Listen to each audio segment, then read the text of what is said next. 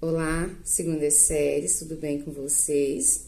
Bom, hoje nós vamos dar continuidade ao nosso conteúdo, ao nosso assunto, que é sobre a colonização da América.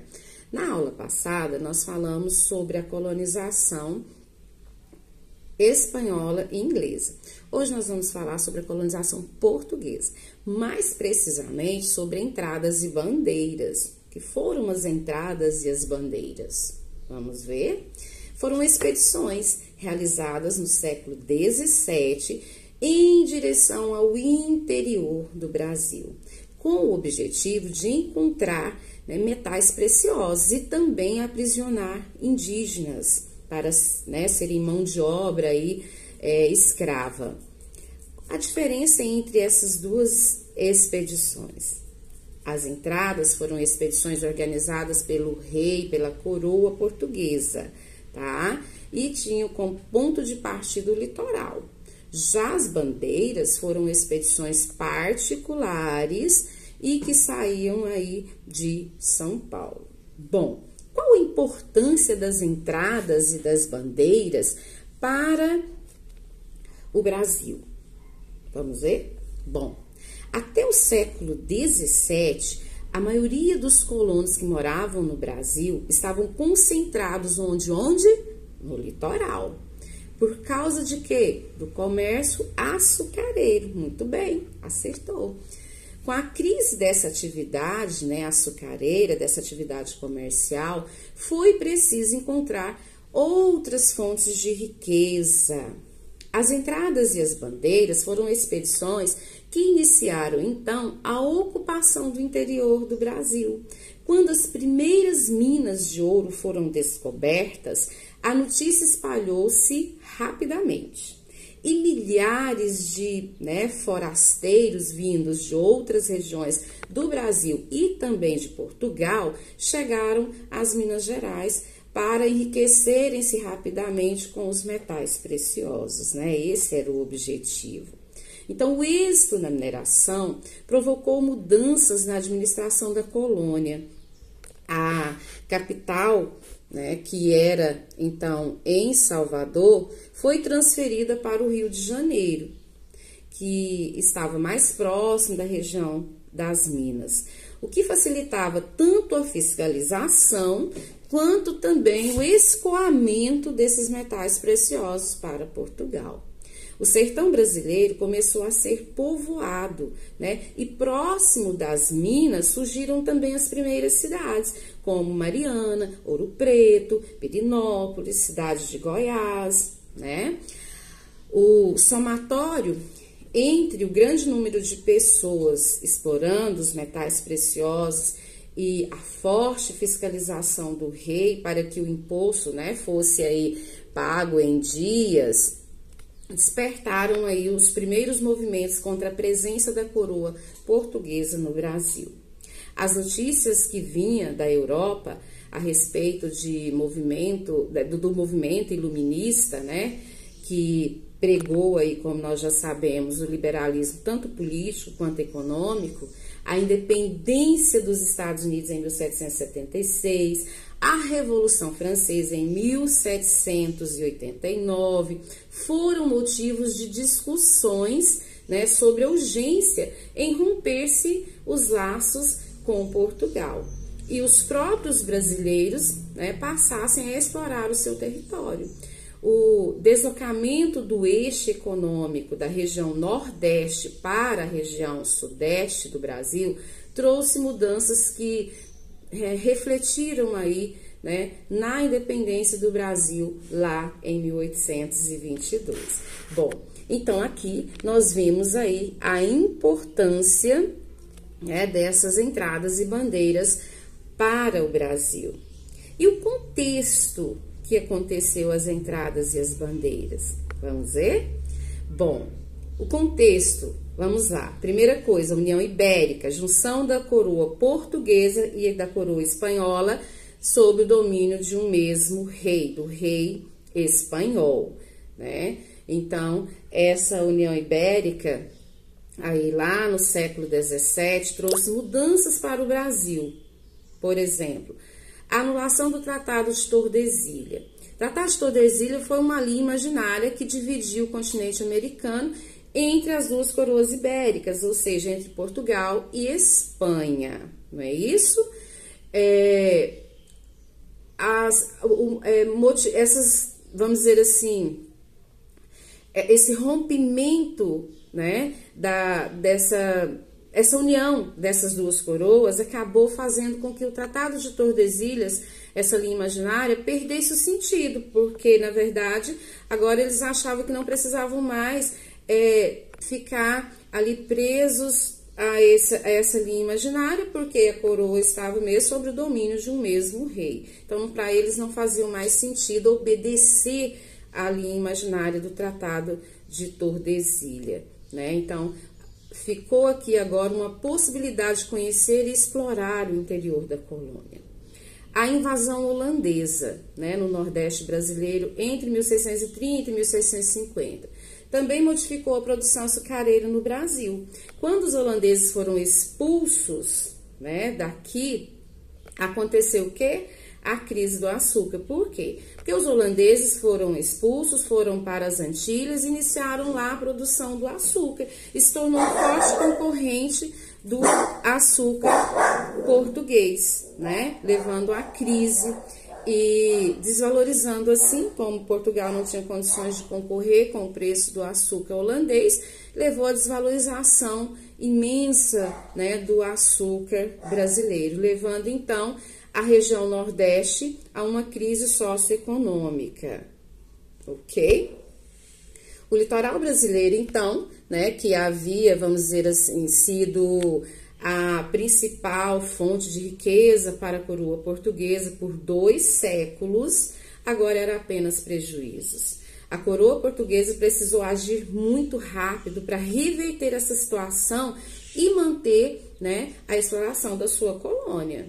Desde a sua chegada aqui em 1500, que os portugueses esperavam encontrar metais preciosos no Brasil. Como aconteceu com a Espanha, né, que já chegou e já encontrou lá, né, metais preciosos e lucrou muito com esses metais. Então, Portugal esperava o mesmo destino quando Pedro Álvares Cabral, né, desembarcou aqui lá em 22 de abril de 1500. Bom, a economia colonial brasileira não foi baseada apenas na produção do açúcar, né? Na verdade, não havia uma homogeneidade aí entre as capitanias. São Paulo seguiu o sentido oposto do Nordeste, tá? A produção paulista era de subsistência, ou seja, né, restrita à região, consumindo tudo aquilo que eles produziam. Não havia necessidade de fornecer matéria-prima para a Europa. Por isso, a mão de obra indígena era tão cara aos paulistas. Enquanto o Nordeste assistia à chegada dos primeiros escravos negros para trabalharem nas lavouras de cana-de-açúcar, para os paulistas, a mão de obra mais viável era do índio. Por isso, os bandeirantes, né, quando iniciaram as suas expedições, foi por essa razão, né, foi por essa razão que eles saíam aí de São Paulo, né, para o interior do país, com o objetivo de quê? De encontrar índios e escravizar, né, esses índios. O interesse paulista, então, era bem diferente aí do interesse, né, vamos dizer assim, de Portugal, da coroa portuguesa. E quais eram as principais características das entradas? Então, desde o desembarque português no Brasil, lá em 1500, que a coroa organizou essas entradas, né, essas expedições aí para explorar o sertão brasileiro. No entanto, as expedições não iam tão longe do litoral por causa do desconhecimento da região, do temor do ataque das tribos indígenas, né?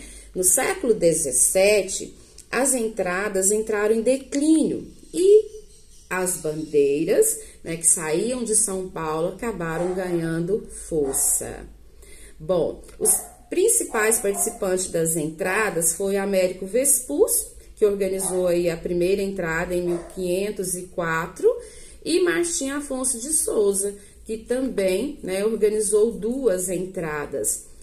E a instalação do governo geral no Brasil aumentou o número de expedições que saíam do litoral em direção ao interior, alcançando aí o interior da Bahia, de Minas Gerais, de Goiás, de Mato Grosso.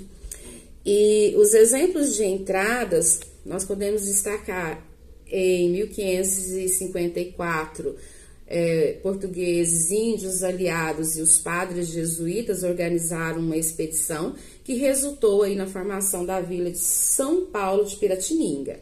E em 1518, o capitão Belchor Dias Moreira chefiou a entrada que seguia para o Sergipe em busca de metais preciosos, porém não obteve sucesso. As bandeiras, né? As principais características das bandeiras foram expedições que saíam, né, da capitania de São Paulo em direção ao sertão brasileiro. Foram os bandeirantes os primeiros a encontrarem ouro às margens dos rios em Minas Gerais. Essas expedições tiveram como objetivo, além da procura pelo ouro, a captura de índios também, né, com o objetivo desses índios trabalharem nas lavouras paulistas. Os principais, né, participantes das bandeiras, como nós já falamos, as bandeiras, ao contrário das entradas, foram expedições particulares, e alguns desses participantes foi, por exemplo, o conhecido Bartolomeu Bueno da Silva, né? Ficou aí, que tinha o apelido de Anhanguera, que em Tupi-Guarani significa o quê? Diabo velho, credo. Foi o bandeirante Bartolomeu Bueno da Silva que liderou a expedição em direção à região de Goiás. E com a descoberta do ouro, Bartolomeu, né, fundou a Vila Boa de Goiás, a cidade de Goiás, que é famosa, né, a história do seu encontro aí com os índios que habitavam a região, porque ele pegou uma bacia, encheu essa bacia de cachaça, ateou fogo nela e ameaçou os índios de que se eles não mostrassem onde estava o ouro, ele iria colocar fogo nas águas dos rios da região, né? Todo mundo conhece essa história, tá até no hino de Goiás, né? Borba Gato foi um outro participante importante das expedições bandeiras, uma vez que ele participou aí, né, da Guerra dos Emboabas, um conflito envolvendo os bandeirantes e os forasteiros pelos domínios das minas. Raposo Tavares, né, do qual eu sou descendente direto, foi também um outro bandeirante importante aí nessa interiorização do nosso país. Quais os tipos de bandeira? Nós temos 3 tipos de bandeiras. Bandeira de apressamento, que tinha o objetivo de encontrar metais preciosos. Bandeira de apressamento, que tinha o objetivo de capturar índios para trabalhar nas lavouras paulistas. Bandeira de prospecção, que tinha o objetivo de encontrar metais preciosos. E bandeira de contrato, que tinha o objetivo de capturar escravos fugitivos e destruir quilombos, tá? As bandeiras organizadas aí por Bartolomeu Bueno da Silva tornaram-se famosas, né? Porque descobriram ouro em regiões mais distantes das minas, que foi em Goiás e em Mato Grosso, como eu já havia dito. Essas expedições foram responsáveis também pelo descobrimento de rios que até então eram desconhecidos pelos colonos, como, por exemplo, o nosso rio Araguaia, que mais tarde se destacou, né, no transporte das mercadorias e das pessoas também. Vamos agora um resuminho bem rápido sobre bandeiras e entradas. Então, foram expedições responsáveis pela descoberta de metais preciosos na região das minas. 3 tipos de bandeiras: de prospecção, encontrar metais preciosos; de apressamento, de capturar índios e de contrato, capturar escravos e destruir quilombos. Espero que vocês tenham gostado. Qualquer dúvida, é só ir no privado que eu estou lá para responder, tá bom? Um grande beijo, até a próxima.